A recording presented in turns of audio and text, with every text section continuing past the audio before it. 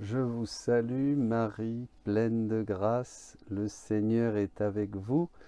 Vous êtes bénie entre toutes les femmes, et Jésus, le fruit de vos entrailles, est béni. Sainte Marie, Mère de Dieu, priez pour nous pauvres pécheurs, maintenant et à l'heure de notre mort. Amen. Voilà, en pleine octave. Bonjour à tous, soyez bénis. C'est une joie de pouvoir partager, enregistrer un enseignement sur la divine volonté. Toujours un bonheur de parler de la divine volonté. Et je vous souhaite à tous une très belle fête de Noël et puis une belle année dans le Seigneur 2022.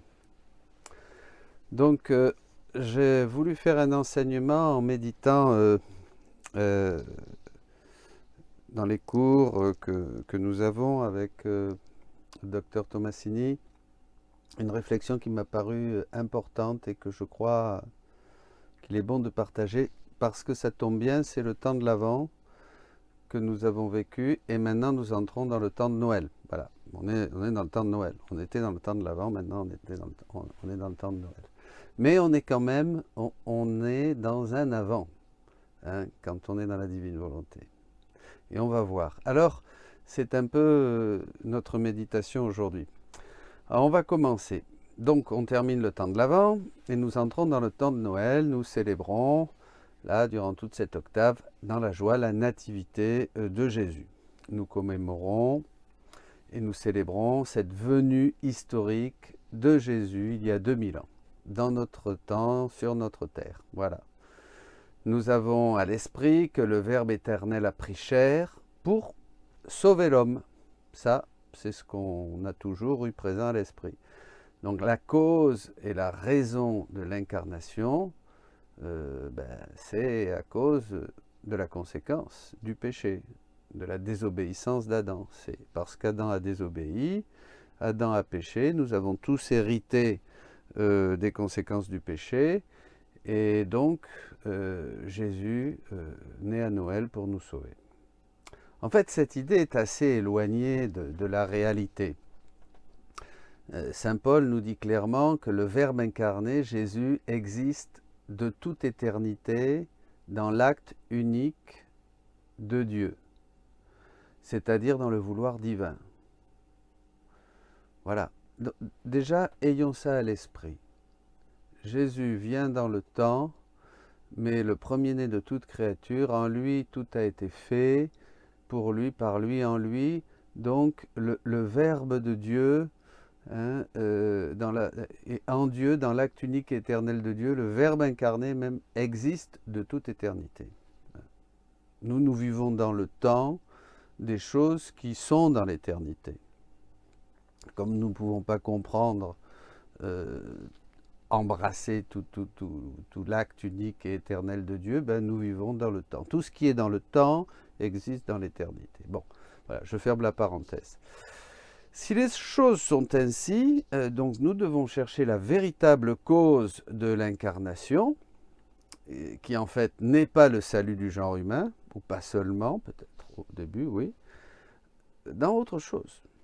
Si Jésus existe depuis toujours dans l'éternité, ab aeterno, hein, comme tous les mystères de Jésus, hein, Jésus dit aussi que tous ces mystères sont actifs, hein, que tout ce qu'il est. Si Jésus existe depuis toujours ab aeterno, dans l'éternité, la finalité donc doit se trouver en Dieu. Et Jean nous donne une piste. Jean nous dit que Dieu est amour. Voilà. Si nous tenons compte de cette affirmation que Dieu est amour, hein, première lettre de Jean, chapitre 4, verset 8, il faut conclure que toute action qui vient de Dieu doit tendre pour satisfaire ou réaliser, conduire, pour donner libre cours à cet amour. La seule chose que Dieu peut faire, c'est aimer. C'est aimer. Et en tenant compte qu'en Dieu, l'amour n'est pas comme chez nous, un sentiment, nous découvrons que Dieu aime, mais il se donne. C'est ce qu'il a fait. Dieu a tant aimé le monde qu'il a envoyé son Fils. Dieu aime, il se donne. L'amour en Dieu est donc un acte, quelque chose de concret. C'est un acte. Dieu aime, hein, c'est pas un sentiment comme chez nous, et il se donne. Il aime, il donne. Il aime, il se donne. Parce que quand il se donne lui. Il se donne en plénitude. Alors on va avoir un petit texte là du volume 35, 35-12, paragraphe 4, 19 octobre 1937. Jésus dit à Louisa, « Ma fille, ne sois pas surprise. Tout est possible dans ma volonté. L'amour véritable, lorsqu'il est parfait, commence par lui-même. Le vrai modèle est la Sainte Trinité. Mon Père céleste s'aimait lui-même et dans son amour, il généra son Fils. Il s'aimait lui-même dans son Fils. Moi, son Fils, je m'aimais moi-même dans le Père. Et de cet amour procéda le Saint-Esprit. Par cet amour de lui-même, le Père céleste généra un seul amour, une seule puissance, une seule sainteté, etc. Il noua l'inséparable union des trois personnes. Très intéressant. Très profond. Il faut lire plusieurs fois. On peut la répéter si vous voulez plus vite. Ma fille, ne sois pas surprise. Tout est possible dans ma volonté. L'amour véritable, lorsqu'il est parfait, commence par lui-même. Pour nous, ça paraîtrait un égoïsme. Le vrai modèle est la très sainte Trinité. Rappelons-nous, Dieu est amour. Mon Père céleste s'aimait lui-même et dans son amour, il généra son Fils. Il s'aimait lui-même dans son Fils, en se déversant totalement dans le Fils. Moi, son Fils, je m'aimais moi-même dans le Père. Et de cet amour procéda le Saint-Esprit. Par cet amour de lui-même, le Père céleste généra un seul amour, une seule puissance, une seule sainteté, etc. Il noua l'inséparable union des trois personnes divines. Bon. Conclusion. En se donnant complètement, comme on le voit là, le Père se donne complètement, il se déverse, il s'aime lui-même dans le Fils, celui de qui tout procède, donc le Père, permet à celui qui est généré, le Fils, de recevoir la même nature divine, avec tous les attributs. Vous voyez, le Père aime le Fils, il s'aime lui-même dans le Fils, il se donne totalement, et donc il donne au Fils la même nature et tous ses attributs. Voilà. Celui qui est généré, le Fils, contient la totalité de l'être divin. Voilà, il est pareil au Père. Vous voyez, consubstantiel. L'être divin est donc l'amour parfait. Parce que personne ne peut faire quelque chose comme ça. Vous voyez, c'est l'amour parfait. Dieu est amour, c'est ça. Parce qu'en s'aimant lui-même, il complète parfaitement l'amour. C'est cela, Dieu est amour. Et cela est à l'intérieur de la Trinité. Ad intra. Voilà. Ad intra, c'est à l'intérieur de la Trinité. Ad extra, c'est à l'extérieur de la Trinité. Voilà. Alors, on a posé cette base pour arriver doucement à réfléchir sur la raison de l'incarnation. La raison de l'incarnation. Pourquoi le Verbe s'est fait chair? Pourquoi Dieu s'est fait homme? Alors, revenons à la Trinité. Nous, quand on dit qu'on s'aime soi-même, ça paraît égoïste, parce que chez nous, les hommes, l'amour est en partie un sentiment. Mais cela serait absurde en Dieu. Dieu serait le plus grand, alors infiniment égoïste, infiniment égocentrique. Un Dieu qui s'aime lui-même, voyez. Et c'est pas ça. Et là, il faut toujours éviter ces anthropomorphismes, vous voyez, c'est-à-dire ces projections. Nous, on vit quelque chose d'humain et on pense que Dieu est un petit peu comme nous. Pas du tout, vous voyez. Le Père Cantalamessa disait que la contemplation de la Trinité peut avoir un impact très précieux sur notre vie humaine. Elle est un mystère de relation. dans la Trinité, c'est un mystère de relation. Hein. Ils sont tous en relation les uns les autres. Ils se donnent tous, les trois se déversent, chacun se déverse dans l'autre. Voyez, c'est les plus pauvres, même, on peut dire, puisqu'ils ne gardent rien, aucun ne garde rien pour lui-même. Hein. Les personnes divines sont en effet définies par la théologie comme des relations subsistantes. C'est des pures relations. Cela signifie que les personnes divines n'ont pas de relations, mais sont des relations. Elles sont pures relations. Voilà.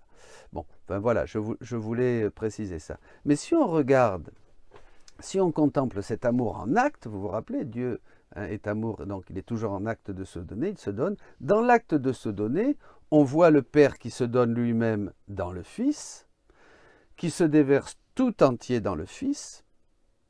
Il donne tout au Fils, sauf la paternité. Le Fils sera toujours Fils, et le Père sera toujours Père. Vous voyez, il n'y a pas de confusion de personnes.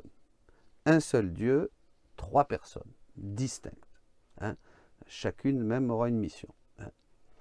Le Fils, quand il s'aime lui-même dans le Père, comme le dit ici Jésus, cela veut dire qu'il se donne totalement au Père. C'est-à-dire qu'il correspond totalement au Père en tout ce que le Père attend.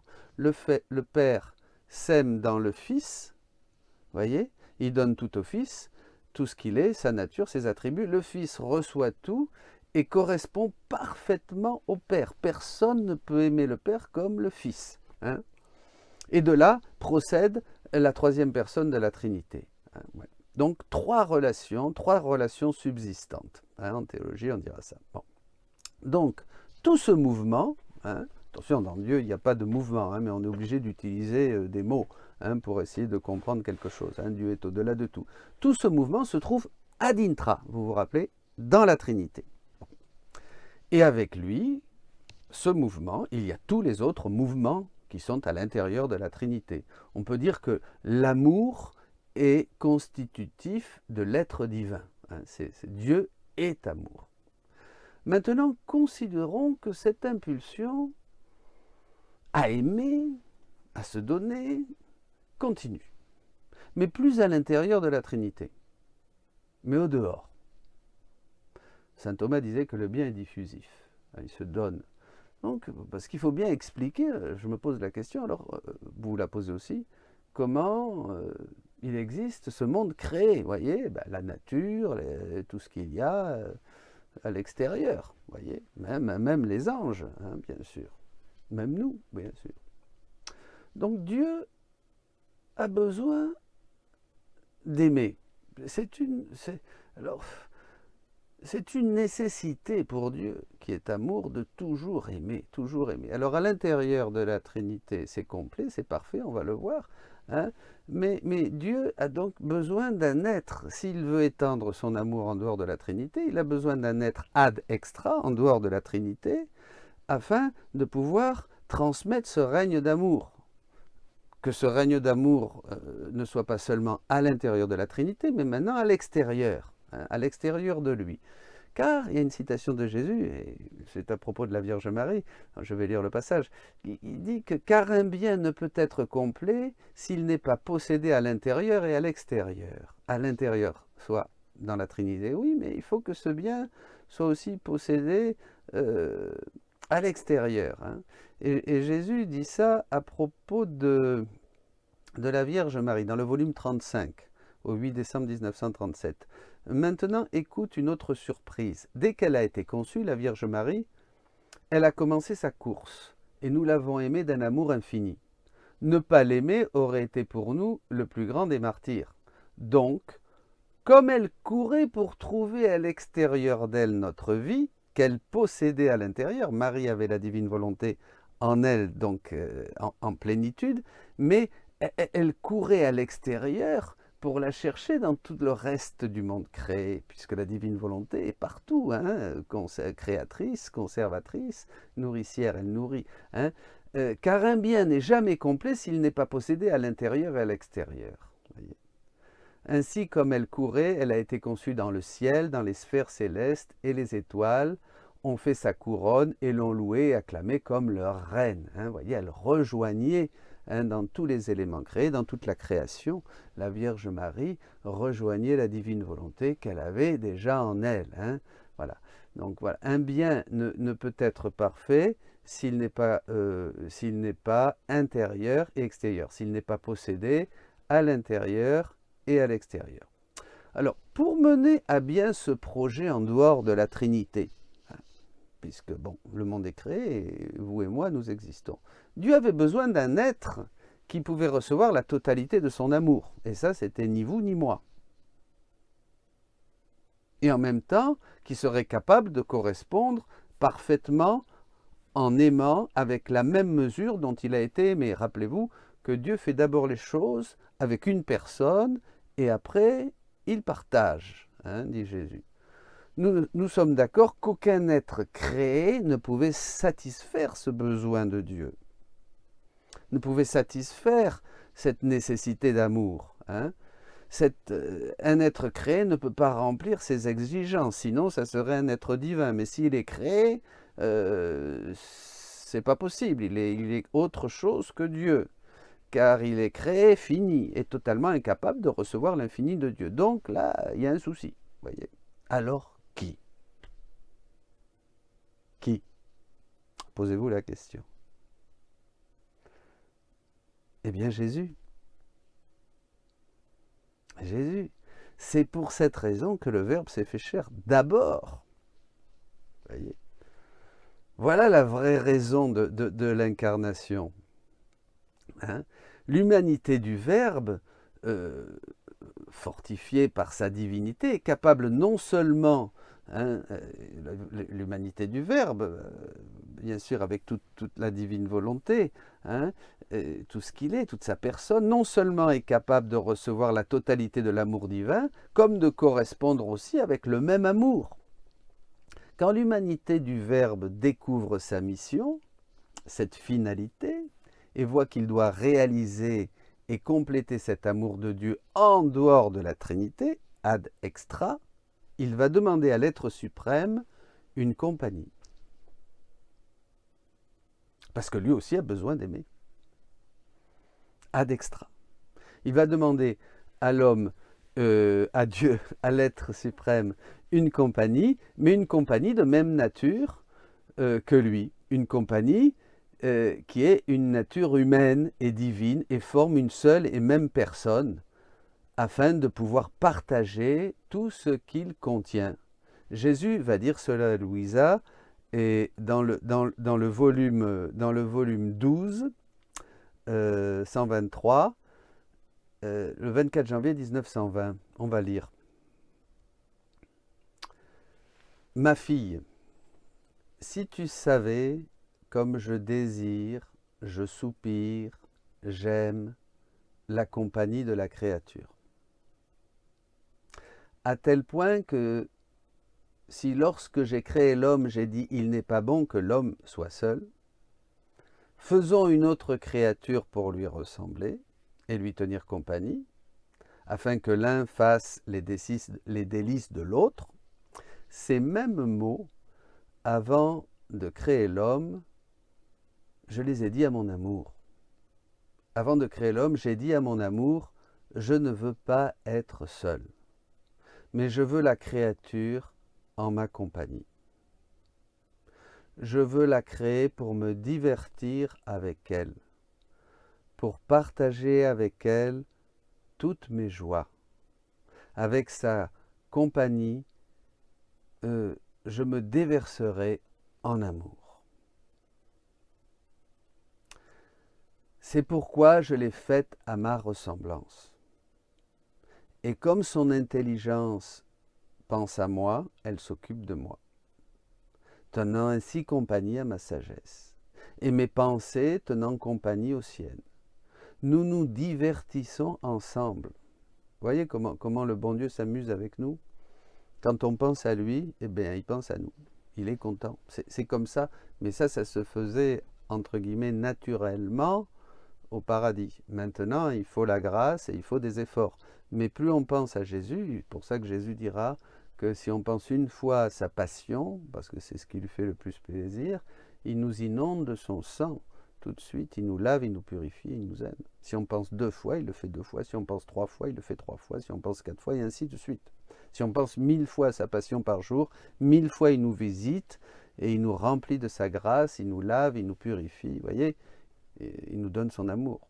Vous voyez comme Dieu, c'est la manière, Dieu est esprit. Donc on ne peut s'occuper de lui qu'en esprit, et avec foi et amour. Bon. Je sens ce rare. Si la langue prie, enseigne le bien, je sens la compagnie de sa voix. C'est formidable ça. Vous voyez, là je vous parle et vous écoutez, le bon Dieu sent notre compagnie. Vous m'écoutez, donc voilà, il entend. Il entend et il se réjouit de ce que vous écoutez. Et moi, il se réjouit de ce que je dis. Il sent la compagnie de notre amour. Moi en parlant, vous en écoutant. Je me sens seul comme un roi. Mais si au contraire, et ainsi de tout le reste, dit Jésus. Bon, voilà. Après, il développe le Seigneur tout ça dans le livre du ciel. Mais si au contraire, elle fait le contraire, je me sens seul. Comme un roi abandonné. Vous voyez, pensez à ceux qui ne pensent jamais à Dieu, qui ne parlent jamais de Dieu, qui n'ont jamais le souvenir de Dieu, qui ne font jamais rien pour Dieu, qui ne prient jamais, qui n'ont jamais Dieu sur les lèvres. Puis, là, le Seigneur vit un abandon terrible de la part de ces personnes. Mais hélas, combien me laissent seul et ne me connaissent pas, dit Jésus. Voyez, voilà. Donc un texte important, hein. Je vous redonne, volume 12, 123, 24 janvier 1920. Continuons.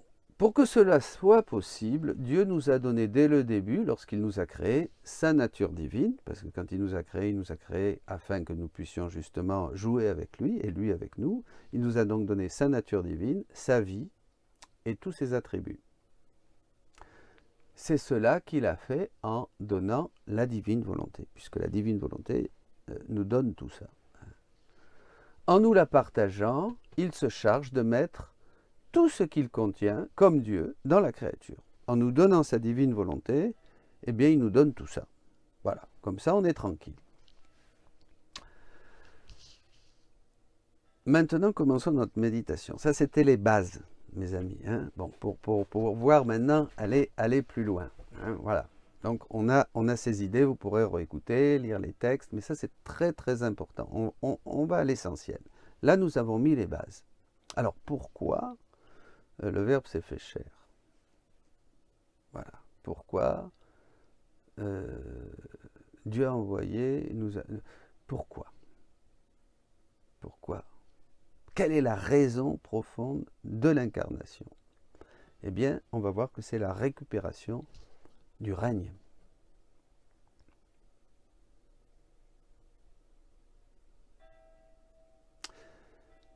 C'est ici que nous allons commencer notre méditation sur ce nouvel avant.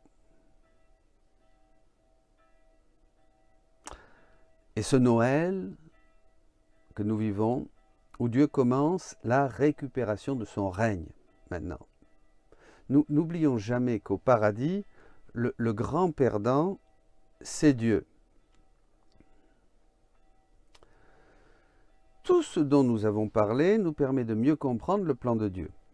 Nous venons de sortir de l'Avent, nous entrons dans le temps de Noël, et dans les écrits de Louisa, Dieu nous dit 2 choses indispensables pour comprendre ce qui suit maintenant. Jésus dit qu'il est la divine volonté. Oui. Ça, c'est important pour aller ensuite plus loin. Il le dit dans le livre 26, chapitre 32, au 20 septembre 1929. Ma fille, seul ton Jésus a assez de mots pour te parler de mon vouloir éternel. Parce que dans ma nature divine, je suis la divine volonté. Mais je dois me limiter à le dire. Car ta petite capacité ne peut pas embrasser, comprendre et enfermer tout ce qui lui appartient. Voilà, il ne peut pas faire d'autre chose que le dire parce que bon. Mais dans sa nature divine, il est la divine volonté. Dans le livre 25, chapitre 34, 31 mars 1929, Jésus dit Si Adam n'avait pas péché, le Verbe éternel, qui est la volonté même du Père céleste, voyez, le Verbe éternel, la seconde personne de la Trinité, devait venir sur terre. Elle devait venir, cette seconde personne, glorieuse. Il devait venir triomphant et dominateur, visiblement accompagné de son armée angélique, pour être vu de tous, et par la splendeur de sa gloire, fasciner tout le monde, et attirer tout le monde à lui par sa beauté, couronné comme roi, et avec le spectre du commandement, pour être roi et chef de la famille humaine. Voyez. Alors ça, c'est extraordinaire. Si Adam n'avait pas péché, le Verbe éternel, qui est la volonté même du Père céleste, devait venir glorieusement sur la terre. Le Verbe éternel, qui est la volonté du Père céleste.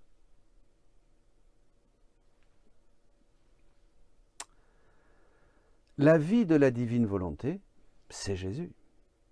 Jésus dit qu'il n'y a pas de volonté qui ne possède pas sa vie. Il n'y a pas de volonté qui ne possède pas sa vie. Toute volonté possède sa vie. Votre volonté, à chacun de vous, possède une vie. Il n'y a pas de volonté qui ne possède pas sa vie, et à travers laquelle il déploie, là c'est Jésus, Jésus déploie sa bonté, sa puissance, sa sainteté, sa plénitude, son amour. La vie n'est rien d'autre que la manifestation de la volonté que l'on a, que l'on possède. Comme vous et moi, je reprends l'exemple, eh bien nous, notre vie manifeste cette volonté que l'on possède. Voilà. La vie, notre vie, n'est rien d'autre que la manifestation de la volonté que l'on possède. Mais nous, ce qu'on va manifester, c'est des misères, des pauvretés, voilà, évidemment, parce que, bon, on n'a pas grand-chose que l'on a. Enfin, en fait, voilà, la vie, c'est le vêtement qui couvre cette volonté, c'est le son de sa voix, c'est la narratrice, en Jésus, c'est la narratrice de toutes les merveilles, bien sûr, que contient la vie de Jésus, est la narratrice des merveilles, de tout ce que contient la volonté de Dieu. Il n'y a pas de volonté qui ne possède pas sa vie. Allons au texte du volume 23, chapitre 36, le 12 avril 1935.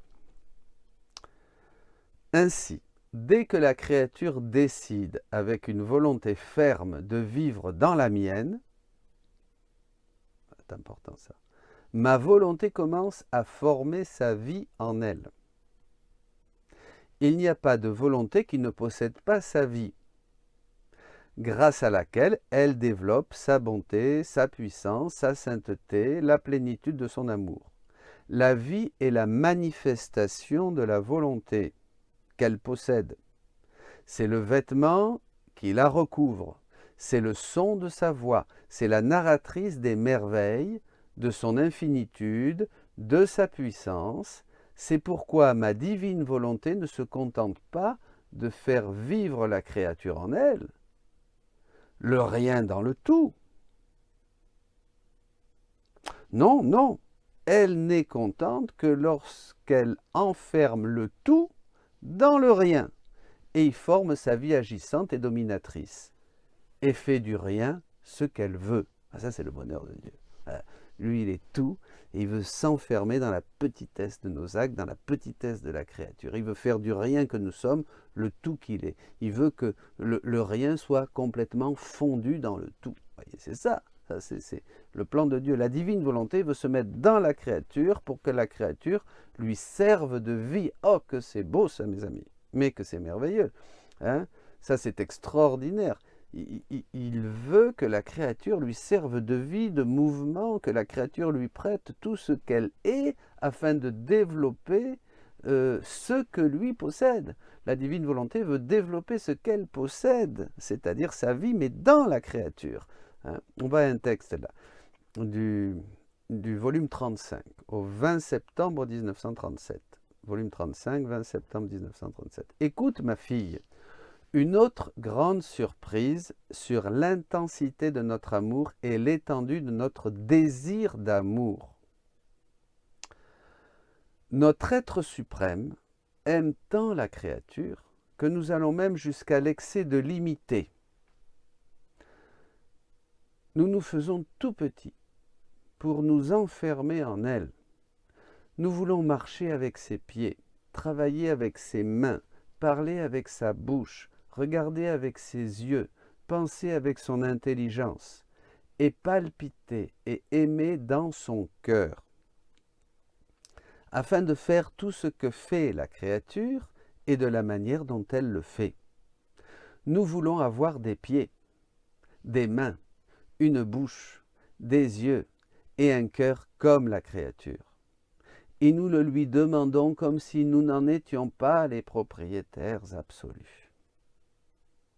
Nous lui disons, aimons-nous l'un l'autre. Nous donnons ce qui est de nous et tu nous donnes ce qui est à toi. En fait, notre être suprême, le très pur esprit, est un pas sans pied. Sans marcher, il est partout. Il fait tout. Il opère toutes choses sans avoir besoin de mains. Il est parole sans bouche. Il est lumière et peut tout voir sans yeux. Mais comme nous aimons beaucoup la créature, nous aimons l'imiter. C'est un immense stratagème de notre amour, c'est les trucs d'amour de Dieu, c'est fou ça. Hein? C'est un immense stratagème de notre amour que seul un Dieu peut accomplir. Au lieu de dire à la créature, tu dois nous imiter, tu dois faire ce que nous faisons, nous lui disons, nous voulons t'imiter et faire comme toi. Car, enfin, elle est notre créature, l'œuvre de nos mains créatrices. Elle est sortie de nous, de la puissance de notre amour créateur. Et il n'est pas étonnant que nous voulions descendre en elle, l'imiter et faire ce qu'elle fait à sa manière. Ce n'est là que rendre honneur à nous-mêmes et donner de l'importance à nos œuvres. Ben oui, ça c'est vraiment c'est extraordinaire. Mais nous ne pouvons le faire que dans la créature où règne notre volonté. Nous pouvons alors tout faire en elle, épancher notre amour, nous imiter l'un l'autre, puisqu'elle est complètement disposée à faire tout ce que nous voulons. Cependant, là où notre volonté ne règne pas, nous pouvons dire que nous ne pouvons rien faire. Voilà, mais oui.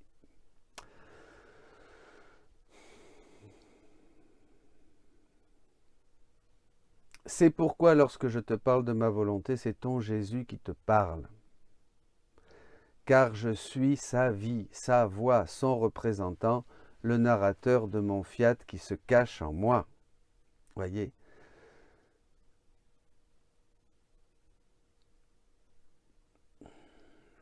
Donc la divine volonté veut se mettre dans la créature pour que la créature lui serve de vie, de mouvement, que la créature lui prête tout ce qu'elle est, c'est-à-dire dans un autre passage, Jésus dit qu'il nous a donné des organes, des sens pour pouvoir développer sa vie dans nos yeux, dans notre ouïe, dans nos mains, dans tout ce que nous sommes, dans les battements de notre cœur, etc., etc. Vous voyez, ça va quand même très loin.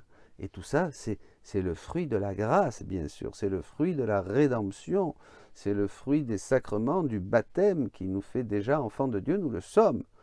Voyez, mais là, c'est l'autre partie du verset de Saint Jean, mais ce que nous serons, hein, nous l'avons souvent cité, nous ne le savons pas encore. Nous le saurons quand il se manifestera et que nous le verrons tel qu'il est. Et bien c'est justement cette manifestation aujourd'hui de la divine volonté qui nous fait voir Dieu et qui nous dispose à recevoir ce don de la divine volonté pour lui être semblable, voilà, dans notre agir. Parce que l'image, nous l'avons, la ressemblance est dans l'agir. Voilà, c'est pourquoi, lorsque je te parle de ma volonté, c'est ton Jésus. Donc c'est Jésus qui nous parle, car il est la vie, il est la voix, le représentant, le narrateur de ce fiat qui se cache en lui, de mon fiat qui se cache en moi. La vie de la divine volonté, c'est Jésus. Voilà. Et oui, Jésus est l'humanité de Jésus, c'est le vêtement qui cache la divine volonté. À travers lui, la divine volonté exerce toute son activité et nous la contemplons. Ça va renouveler notre regard sur les évangiles, bien sûr, sur tout ce qu'a fait Jésus. Pour exercer ses actions dans la créature, ce sera toujours à travers Jésus. Donc c'est Jésus qui est la vie, c'est à travers Jésus qui dépose dans la créature tout ce qu'il est, afin que la divine volonté puisse étendre en nous toutes ses actions. Voilà, ça c'est très beau, c'est toujours Jésus. On ne peut pas aller au Père, on ne peut rien faire sans Jésus. Sans moi, vous ne pouvez rien faire. Je vous donne ma vie et je vous la donne en abondance. Il nous donne Jésus, voilà, quand on va vers lui, il nous donne sa vie, il nous donne la vie qu'il a, et c'est la vie, c'est la divine volonté, la vie de la divine volonté. Pour cela, il est nécessaire d'avoir la vie de Jésus en nous. Alors, dans le livre 16, chapitre 27, au 5 novembre 1923, Louisa pense que Jésus lui parle de la vie mystique, de la grâce, et elle lui demande « N'est-ce pas plutôt cette vie mystique que tu fais dans les cœurs qui possèdent ta grâce ?» Non, non, ce n'est pas la vie mystique comme pour ceux qui possèdent ma grâce, dit Jésus, mais ne vivent pas avec leurs actes fondus dans ma volonté. Et donc n'ont pas la matière suffisante pour former les accidents, pour m'emprisonner. Ce serait comme si l'hostie manquait au prêtre, et s'il voulait prononcer les paroles de la consécration, et qu'il voulait prononcer les paroles de la consécration, il pourrait les dire, mais il les dirait dans le vide, et certainement pas, et certainement ma vie sacramentelle n'aurait aucune existence. Ainsi, je me trouve dans les cœurs qui, bien qu'ils possèdent ma grâce, mais ne vivent pas entièrement dans ma volonté. Je suis en eux par la grâce, mais pas vraiment. Vous voyez là, il y a une matière. Et cette matière, ce sont nos actes fondus dans la divine volonté. Ça va être une matière qui vont permettre à ce que nous sommes, voyez, de nous donner la vie réelle de Jésus. La matière, ça va être ce que je suis. Mes mains, mes yeux, mes actes fondus dans la divine volonté, voilà, vont donner, vont permettre que se forme en moi la vie réelle de Jésus. C'est pas facile, ça demande, comme tout ce qui est dans la divine volonté, il faut l'aborder plusieurs fois, par la droite et par la gauche. Souvent, là, j'avais pas longtemps quelqu'un, et puis des prêtres, il me dit, mais comment, ceci, cela. Bien évidemment, d'abord, il faut lire. Après, il faut dire, bon ben d'accord, je vais croire, et c'est ce que j'appelle la crédibilité. Il faut croire que c'est Jésus qui parle à Louisa. S'il n'y a pas cette crédibilité, si on ne croit pas que c'est Jésus qui parle à Louisa, ben c'est fichu. Ça sert à... Voilà. Il faut commencer par ça. Une fois qu'on a un cœur d'enfant, voilà, bon, c'est pas, en plus, bon, ça a été quand même la divine volonté, bon, après, comme le disait quelqu'un, après 60 ans d'index, et déjà ça avait été reconnu, bon, maintenant, ça y est, maintenant, c'est sûr qu'il y a des questions qui sont encore à travailler, parce qu'on ne peut pas tout comprendre. On ne comprendra jamais, c'est infini, le livre du ciel, vous comprenez ça. Ça, déjà, si Saint Jean de la Croix disait que le Christ est comme une mine, et plus on creuse, plus on gratte, plus on trouve d'autres filons et d'autres trésors. Voilà, plus on creuse dans le Christ. Alors vous imaginez dans la divine volonté, c'est infini. Donc il ne faut pas s'affoler non plus. Bon, je ferme la parenthèse. Si on ne comprend pas, et puis pardon, même si... moi, je fais ce que je peux pour essayer de comprendre et de faire comprendre, mais il ne suffit pas d'écouter un enseignement, puis ça y est, on a tout compris, quoi. Bon. Et moi? Alors, Louisa répond. Mon amour, mais comment se peut-il que tu puisses réellement vivre dans l'âme qui vit dans ta volonté? Alors, on va plus loin dans le chapitre 16, et Jésus dit, l'âme qui vit dans ma volonté n'a pas besoin... L'âme qui vit dans ma volonté a besoin de ma vraie vie, ma vie réelle, en elle. Sinon, comment pourrait-elle vivre de ma volonté? Eh oui, puisque la vie est la manifestation de la volonté, on a dit, donc si on vit dans la divine volonté, on a besoin de la vraie vie de Jésus, pas seulement des effets de la grâce. Ah, ça c'est... Dans le livre 18, chapitre 22, 30 janvier 1926, « Ma fille, sois patiente, souviens-toi que le sort du monde pèse sur toi. La grande mission de Louisa. Ah, tu ne sais pas ce que signifie être dans cet état de douleur avec moi, même si ce n'est que pour une demi-heure ou 5 minutes? C'est ma vraie vie qui se répète sur terre. Cette vie divine qui souffre, qui prie, répare en toi, qui te transfère ma volonté même pour la faire œuvrer, fonctionner en toi comme elle a œuvré dans mon humanité. Cela te semble peu de choses? Voyez, c'est pas qu'on va être dans un état de souffrance physique et de douleur physique comme Jésus, mais dans la divine volonté, on va pouvoir faire fonctionner en nous la vie de Jésus. C'est cette vie divine qui souffre, qui prie, qui répare en toi, qui te transfère ma volonté même pour la faire œuvrer en toi comme elle a œuvré dans mon humanité. C'est sûr que Louisa, elle, vivait un état de souffrance immense. Mais nous, chaque fois que nous entrons dans la divine volonté, eh bien, nous faisons œuvrer la passion de Jésus. Réellement.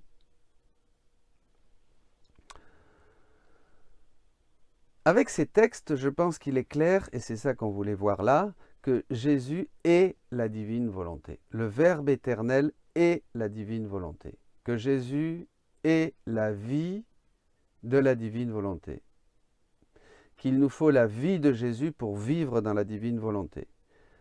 Et que le règne de Dieu viendra quand les créatures adopteront la divine volonté comme leur vie. Voilà, à ce moment-là, plus il y aura de créatures qui vont adopter par le don de la divine volonté, la divine volonté comme leur vie, eh bien, le règne de Dieu va s'étendre puisque nous sommes le règne de Dieu. On a déjà eu un enseignement, je crois, sur le règne. Maintenant, avec ces connaissances, nous pouvons commencer le thème qui nous intéresse. Voilà. Donc, on commence là. Voilà, c'était des préliminaires. Pardonnez-moi si c'est un peu long. Alors, d'Adam à nos jours.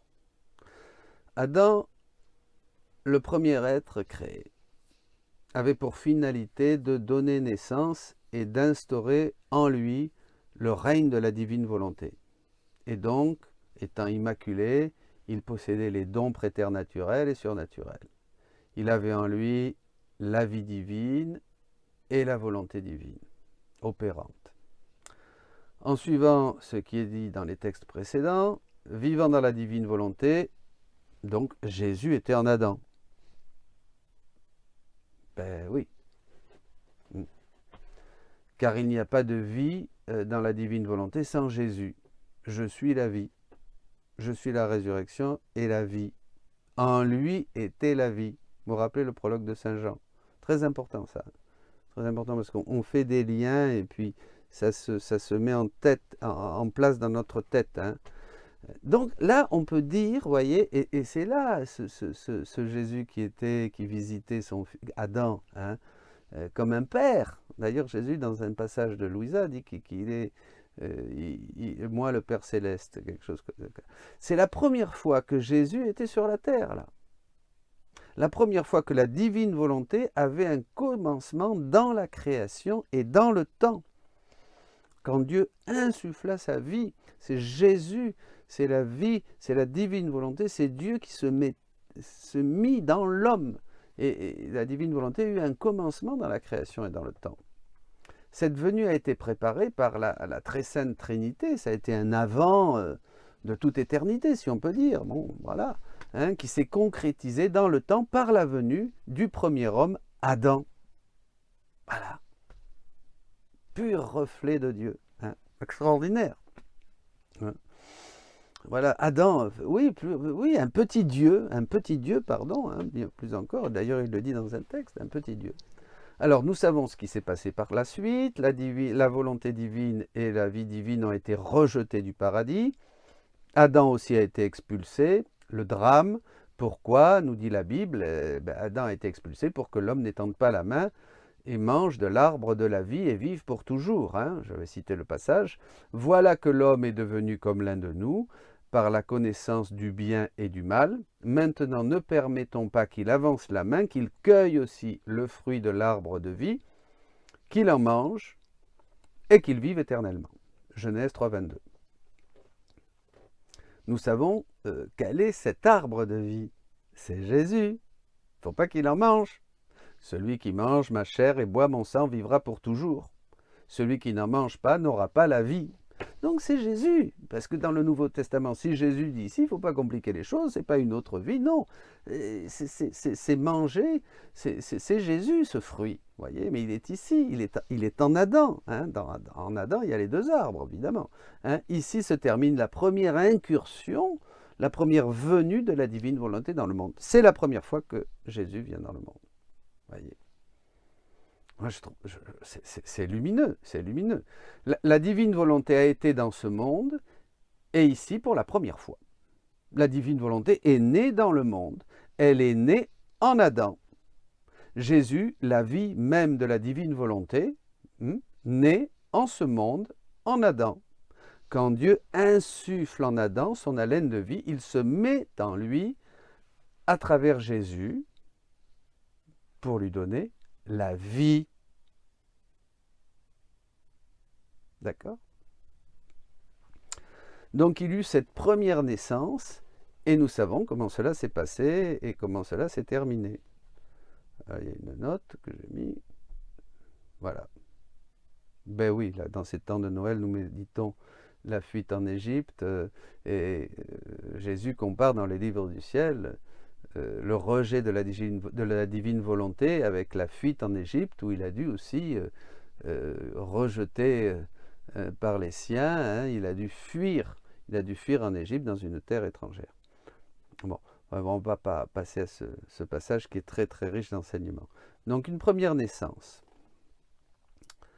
Et nous savons comment cela s'est passé. Adam désobéit et l'histoire se termine. Dieu promet un rédempteur et une lutte continuelle du serpent et de la femme. Pensons à l'Apocalypse. Entre la descendance du serpent et la descendance de la femme.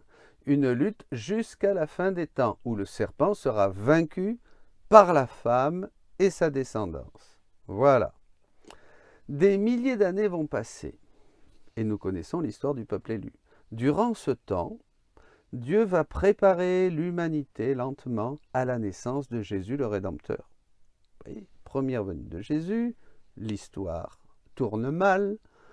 Il y a une promesse, le proto-évangile, hein, Genèse 3,15, et Dieu va préparer ce peuple élu qu'il s'est choisi, Israël, hein, va préparer ses enfants à la venue du Rédempteur qui va être annoncé par des prophéties et à travers toutes les figures que nous connaissons dans l'Ancien Testament. Il va venir, mais pas de manière glorieuse pour régner, comme il aurait dû venir au début, on l'a lu, vous vous rappelez?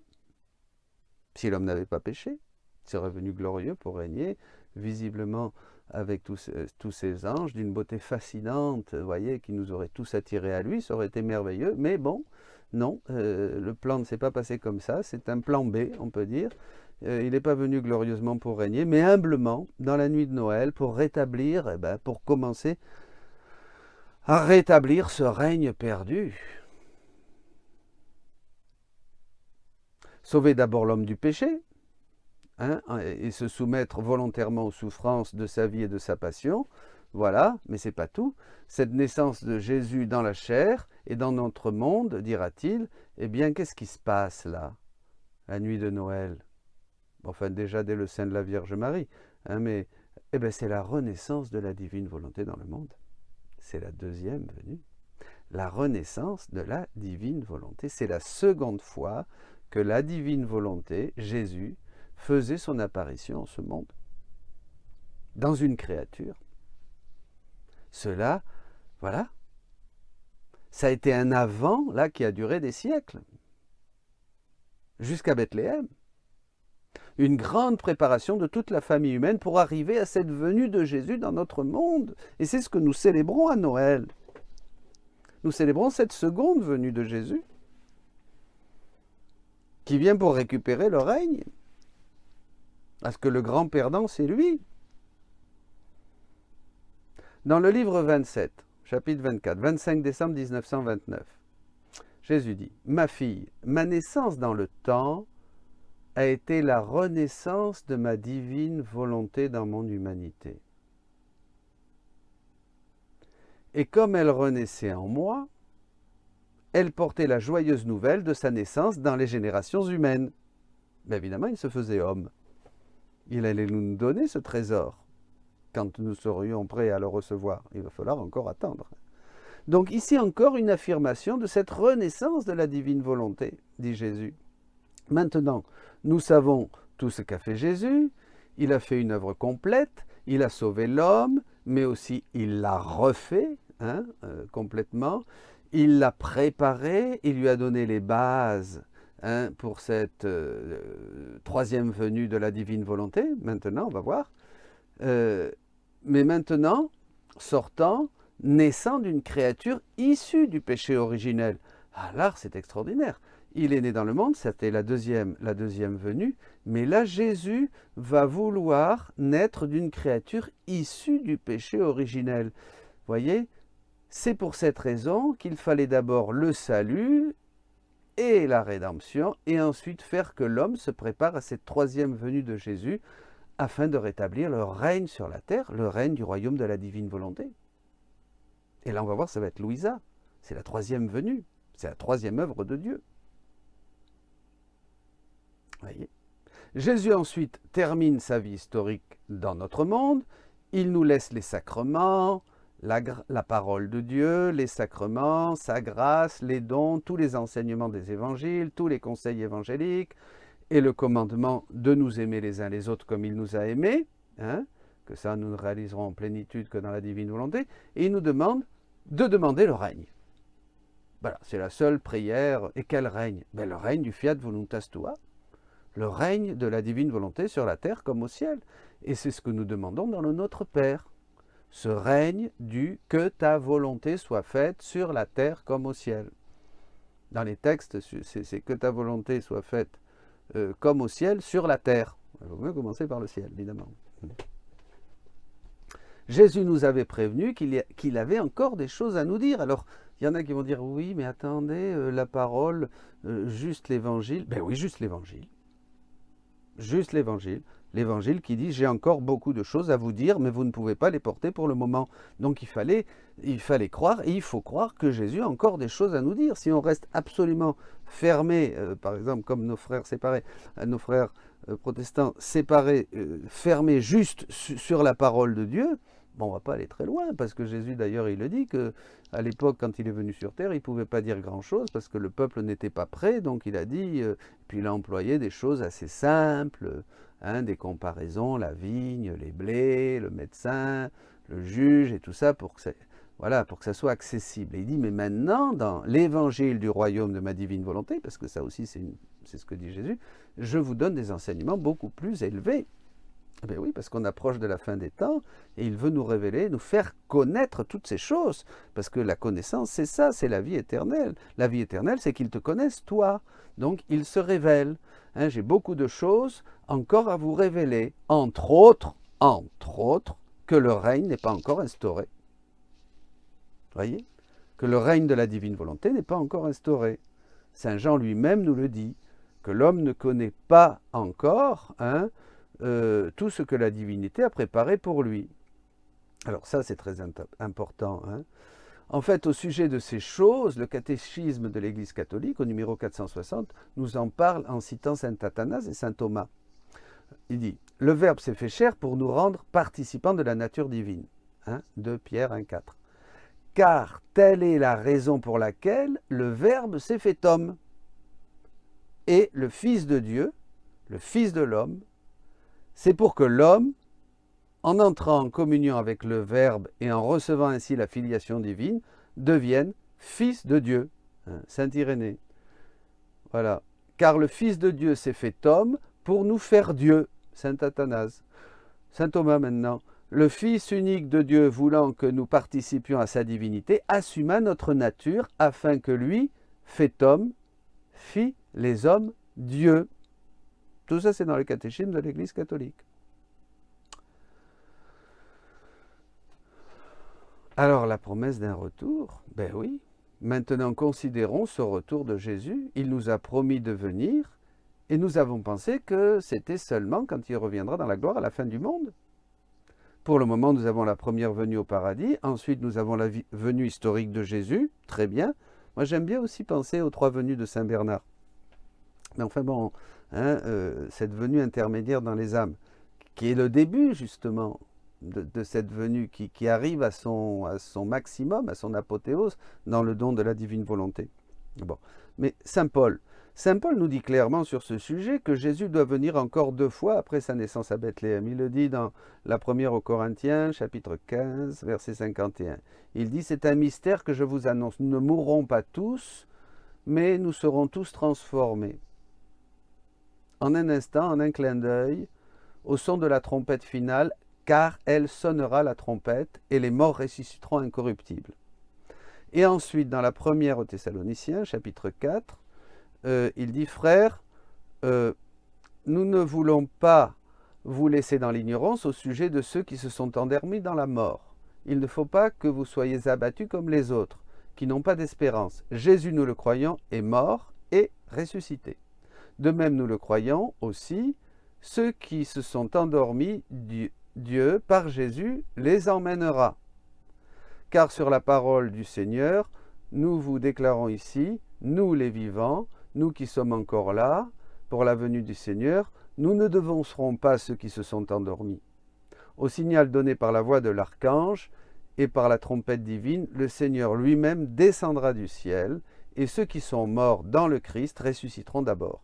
Ensuite, nous, les vivants, nous qui sommes encore là, nous serons emportés sur les nuées du ciel.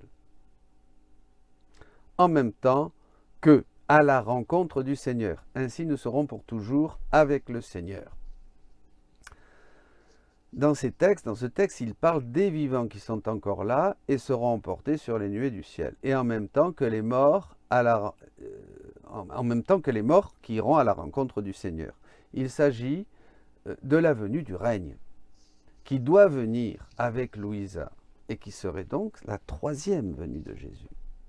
Cela se trouve confirmé dans la lecture au livre 12, chapitre 80, 29 janvier 1919. Livre 12, 29 janvier 1919. Très important tout ça, vous voyez. C'est lumineux. Ma fille bien-aimée, je veux te faire connaître l'ordre de ma providence. Dans chaque période de 2000 ans, j'ai renouvelé le monde. Dans les 2 premiers 1000 ans, je l'ai renouvelé avec le déluge. Dans les 2e 2000 ans, je l'ai renouvelé avec ma venue sur terre, 2000 ans après. Enfin, oui, c'est ça. Dans les 2e 2000 ans, je l'ai renouvelé avec ma venue sur terre, dans laquelle j'ai manifesté mon humanité, de laquelle, comme tant de fissures, ma divinité pouvait être vue, et les bons et les très saints de ces 3e 2000 ans ont vécu des fruits de mon humanité et ont joui de ma divinité comme par gouttes. Maintenant, nous sommes proches de la fin de la 3e période de 2000 ans.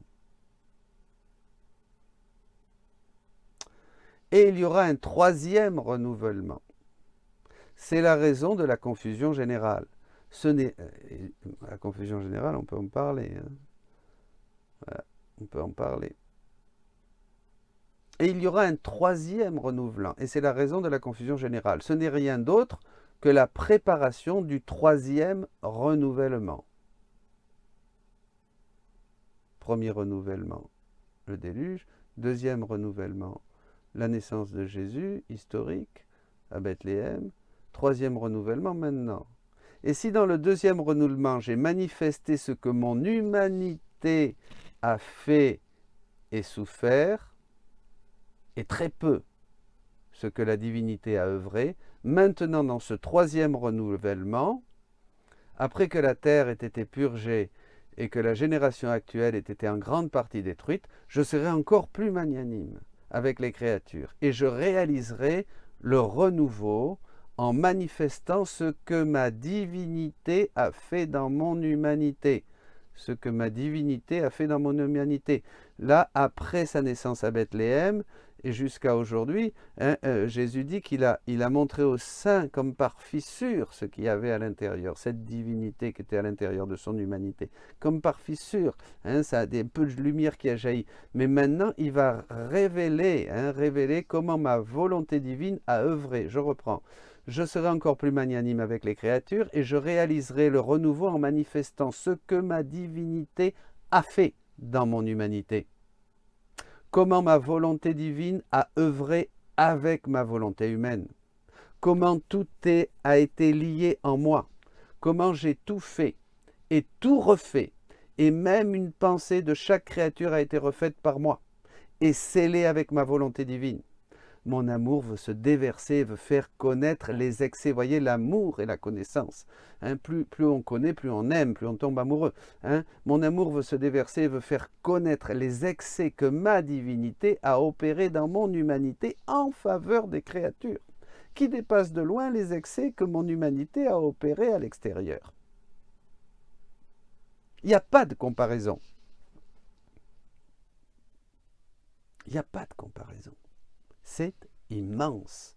Ce troisième renouvellement, hein, qui commence maintenant avec Louisa, c'est immense. C'est merveilleux.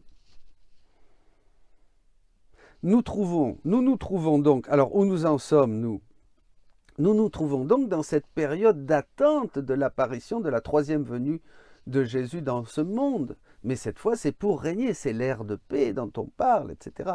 Hein. Nous devons donc maintenant pas tant nous focaliser. Alors on va vivre encore des Noëls, on a vécu ce Noël.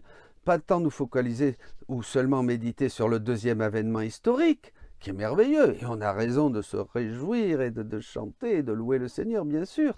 Hein. Surtout qu'il y a plein de grâces qui nous sont données quand nous vivons avec foi, hein, les mystères de Jésus. Hein.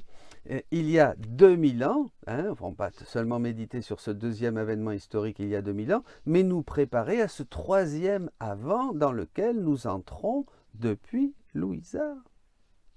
C'est ça. Alors là, ça bouleverse. Eh bien oui, ça y est, nous y sommes. Depuis Louisa, nous entrons dans ce troisième avant dans lequel tous nous nous préparons. Alors nous faisons mémoire du passé, mais surtout nous sommes tournés vers cette troisième apparition aux venues de Jésus. Et il a voulu la faire, et c'est là le plan de Dieu, la folie de Dieu, il a voulu la faire à travers une créature qui est sortie du péché originel. Vous comprenez ? D'ailleurs, il le dit, si ça avait été Adam, moi ou ma mère, vous ne m'auriez pas cru, hein, dans un passage. Qui a eu besoin donc de la rédemption. Ben oui, il faut la rédemption. On va continuer à vivre, à être baptisé, à vivre des sacrements, surtout de l'Eucharistie, à guérir, à faire des prières pour que la grâce nous visite, à nous efforcer, à pratiquer les vertus. Bien sûr, on va passer par la rédemption. Parce que quelquefois, il y en a qui disent ça fait du tort à la divine volonté, qu'on n'a plus besoin. Mais pas du tout. Mais pas du tout. Hein. Elle a eu besoin de la rédemption, Louisa. Et là, Jésus veut faire ça à travers une personne, une créature qui est sortie du péché originel, qui a eu besoin de la rédemption, pour arriver à cette venue qui sera la culmination du plan divin sur les créatures, la culmination de tout le plan divin sur les créatures, et cela arrive, comme je vous le disais, avec Louisa Picaretta. Voilà. Alors les gens disent, alors, oh, mais pourquoi elle? Oui, toutes les questions, vous savez. Pourquoi elle? Pourquoi pas moi? Pourquoi pas l'autre? Pourquoi Saint-François, Saint-Pio? Ben, je ne sais pas, moi. Il faut demander au Seigneur, on lui demandera quand on arrivera au ciel. Mais c'est comme ça, il a choisi, vous voyez. Mais ce qui est beau dans le plan de Dieu, mes amis, c'est que, en fait, il voulait nous sauver. Donc, il allait faire quelque chose pour qu'on soit saint, immaculé, et que nous marchions dans sa présence, dans l'amour, comme le dit la lettre aux Éphésiens. Il faisait ça. Il veut nous rendre comme Jésus. Hein. Dieu, le Père, veut qu'on devienne comme Jésus. Comme on était au début, pour revenir au rang, à l'ordre, au rang et à la finalité pour laquelle nous avons été créés. Ça, c'est l'appel, justement, de toutes les créatures. Le royaume de la divine volonté, c'est l'appel de toutes les créatures. C'est le sous-titre que Jésus a donné au livre du ciel, hein, à revenir à cet état originel. Voilà la troisième venue. La troisième venue, elle est là. Elle est là, alléluia, elle est là, alléluia. C'est un appel à nous préparer, donc nous nous préparons et j'invite tout le monde, les laïcs, les couples, les prêtres, les religieux, tous à nous préparer, c'est formidable. Mais voyez, nous sommes unis, il n'y a plus toutes ces divisions maintenant. D'ailleurs, souvent quelqu'un me disait, mais dès qu'on est avec des gens qui sont dans la divinité, on se comprend. Mais oui, c'est quelque chose qui vient unir, c'est ça. Tous un comme ils sont un, Père. Ah oui, c'est très très beau ça, toi en moi et moi en eux, afin qu'ils soient un. On comprend Jean 17, 23. C'est la nouvelle effusion du Saint-Esprit, c'est le triomphe. Hein, et maman Marie est tellement contente, je le dis souvent, c'est le triomphe de son cœur immaculé. La troisième venue, c'est un appel à nous préparer.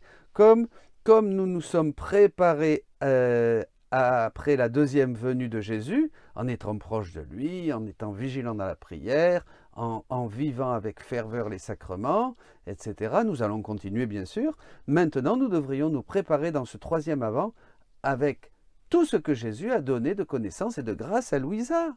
Ah, bien sûr, pendant 2000 ans, on a vécu et les saints nous ont rendu accessibles, nous ont parlé de tous ces trésors dans l'Évangile. Et bien maintenant, il faut profiter de tous ces trésors et toutes ces connaissances et toutes ces grâces que Jésus a données à Louisa et qui sont...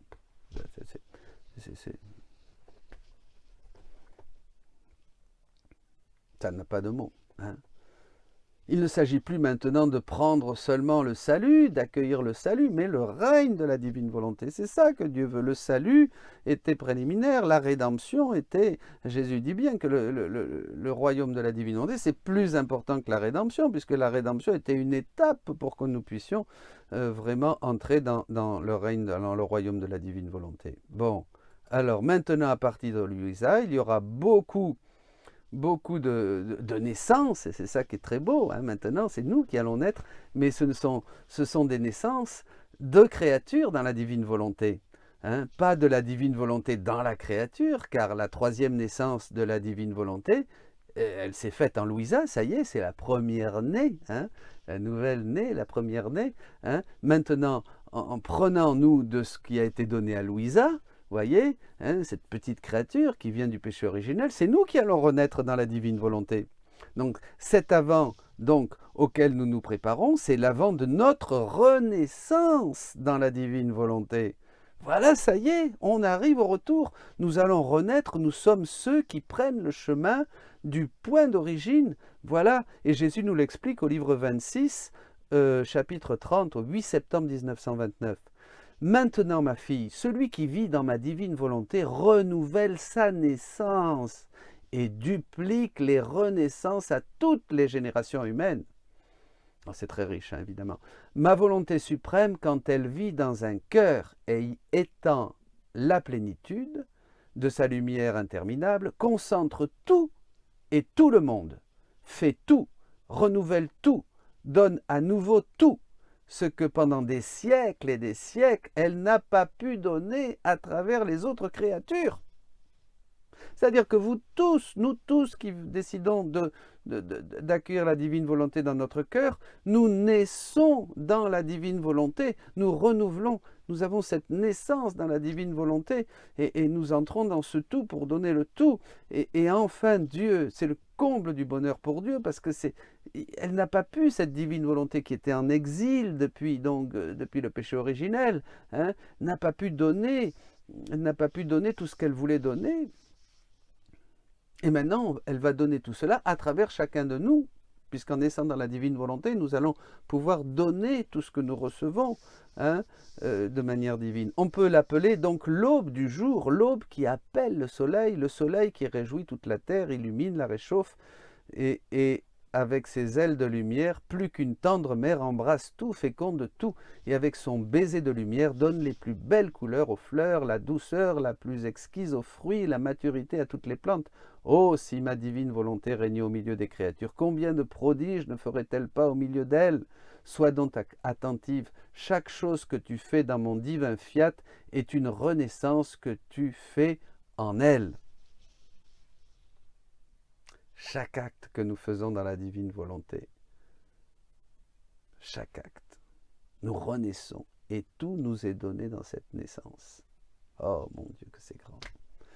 Et renaître en elle signifie renaître dans l'ordre divin, renaître dans la lumière, renaître dans la sainteté divine, dans l'amour, dans la beauté et dans chaque acte de ma volonté, dit Jésus. La volonté humaine souffre la mort, mourant à tous les maux et renaissant à tous les biens.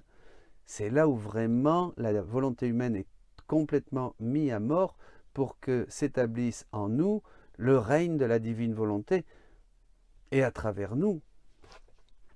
Voilà, c'est une réflexion pour cet Avant que nous avons vécu, pour ce temps de Noël, pour cet Avant maintenant qui après Louisa s'ouvre pour nous. Nous devons nous préparer à ce nouvel Avant qui est maintenant le nôtre. C'est une très grande grâce de vivre à cette époque. Notre nouvelle naissance dans cette renaissance qu'a vécue Louisa Piccarreta dans la divine volonté, ou en Jésus, nous avons vu que c'est la même chose. Voilà, c'est la divine volonté. Maintenant, nous sommes greffés sur cette vie grâce aux connaissances du livre du ciel, grâce aux connaissances de la divine volonté. C'est nous maintenant qui renaissons dans la divine volonté. Nous comprenons maintenant cette grande nouveauté que nous propose le Seigneur et que ça soit source d'action de grâce pour nous. Nous comprenons tout ce qui était avant Adam, Jésus, tout ce qui était avant, oui, Adam, Jésus, Louisa, ben tout ça, ce sont des préparations et c'est nous qui en bénéficions maintenant. Voilà, et cette dernière venue, ça sera quand le règne de Dieu sera suffisamment instauré, installé sur la terre. Cette dernière venue, ça sera Jésus, le retour en gloire du Christ, de notre Seigneur et la fin du monde. Demandons à la Vierge Marie qui est présente partout, qui est dans toutes ces venues et qui maintenant plus que jamais nous prend la main pour que triomphe son cœur immaculé dans ses enfants. Eh bien, demandons-lui cette grâce et soyez bénis et une très bonne année 2022. Commencez, allons-y tous ensemble. Voilà, soyez bénis.